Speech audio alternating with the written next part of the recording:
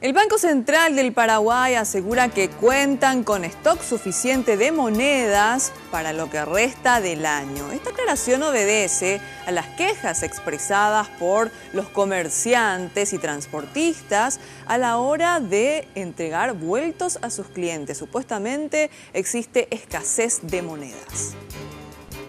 Los comerciantes se manifestaron por la supuesta falta de monedas, al igual que los usuarios de colectivos públicos, quienes dicen ser los que más sufren.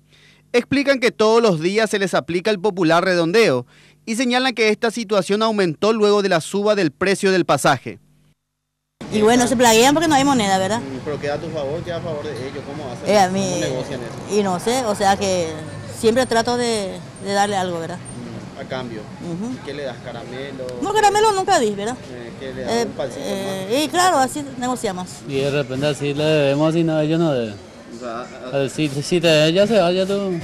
ya perdiste. Ya perdiste. Pero ¿y cuál es lo que más pasa generalmente? ¿Te dan con el bolso? Algunas veces redondeamos y no... Falta de monedas. Y o te da, tanto te cobra 2.500, o 3.500, o 4.000. ¿No te devuelven más? No. O le preguntas, no tengo, te dice. Y generalmente redondean, nunca te devuelven. Si vos le pasas 2.500, te dan 2, ya no te devuelven más el precio.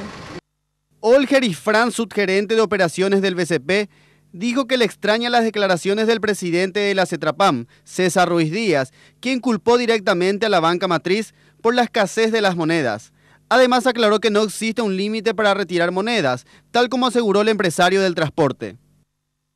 Si es que alguna empresa de transporte o la CETRAPAM conoce de algún banco que no esté satisfaciendo sus necesidades, se puede comunicar con nuestros funcionarios del área de tesorería y ellos van a comunicarse con los bancos de tal manera a coordinar la entrega. Pero este trabajo de coordinación lo hacemos diariamente. El año pasado lo hicimos. Recibimos una carta de agradecimiento justamente de la CETRAPAM donde manifestaban su contento con el trabajo coordinado realizado con ellos. Tanto el gerente del Banco Central y el presidente de la CETRAPAM coincidieron en que el billetaje electrónico daría una solución a este problema.